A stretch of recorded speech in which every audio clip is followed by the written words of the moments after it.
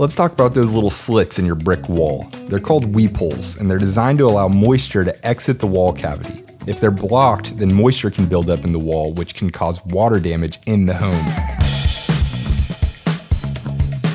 So how do weep holes get blocked in the first place? Well, some people will actually intentionally block them in order to keep water or pests out. Ironic, right? More commonly, they can become blocked by soil building up too high and covering the weep holes. The solution is simple.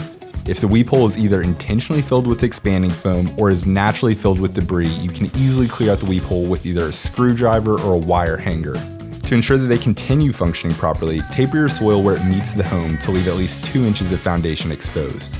And seriously, it's healthy to allow yourself a good cry every now and then, and homes are no different. So protect life's biggest investment and keep those weep holes open. And remember, for all of your home inspection needs, give Diamond Head Home Inspections a call at 808-228-7478 or visit our website at diamondheadhomeinspections.com.